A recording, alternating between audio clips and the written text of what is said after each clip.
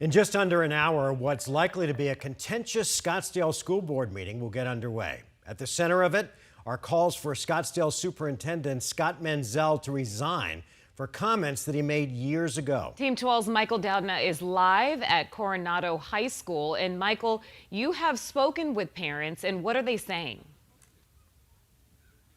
Yeah, I've talked to a lot of parents, and you talk to parents on both sides of this issue, and the main focus for all of them is wanting what's best for their kids' education. In fact, this meeting doesn't start for another hour, and you can already see a nice long line here in preparation for the public comment that we'll see later on today.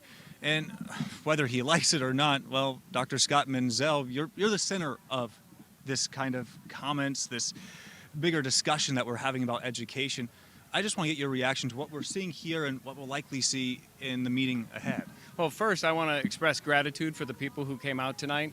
Whether or not they're supporting me or they have concerns about what's happening in the district, I believe it's critically important for the community to feel heard, to know that their voices are valued. At the end of the day, this is about our students and their success, and we work tirelessly throughout the Scottsdale Unified School District to ensure that we meet the needs of every learner when they come through our doors. And we've heard from plenty of supporters saying that they like the direction that the system is going in, but your opposition says the interview that you had in 2019 is another example of wokeness in the education system.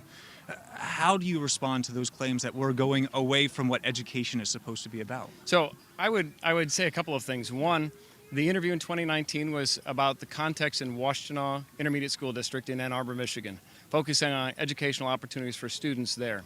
When you look at what we've been working on in Scottsdale since I arrived in July 2020, we are committed to creating world-class, future-focused learning opportunities for each and every one of our students. And that's what we've been attending to. Our values include excellence, integrity, trust, empathy, inclusion, and unity. We are deeply committed to meeting the needs of students, no matter where they come from, no matter what their family backgrounds or circumstances are.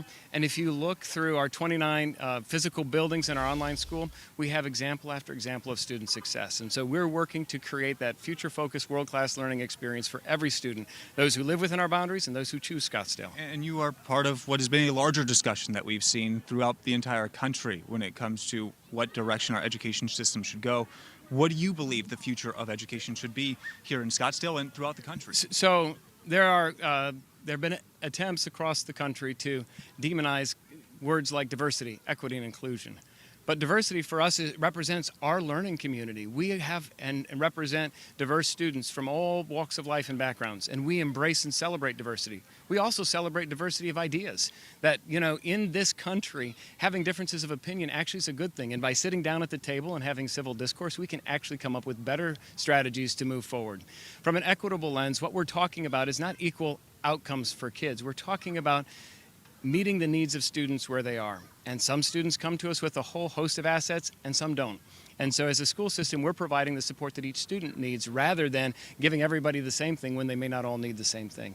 And then we're creating inclusive learning environments where every student feels a sense of belonging. They're welcomed here no matter what their background is, no matter who they are, no matter what they believe, because they are part of our Scottsdale family. Well, thank you so much for your time. We'll have a lot more time and a lot more on this coming up after this meeting that starts at 6 o'clock tonight at 10. Guys, back to you.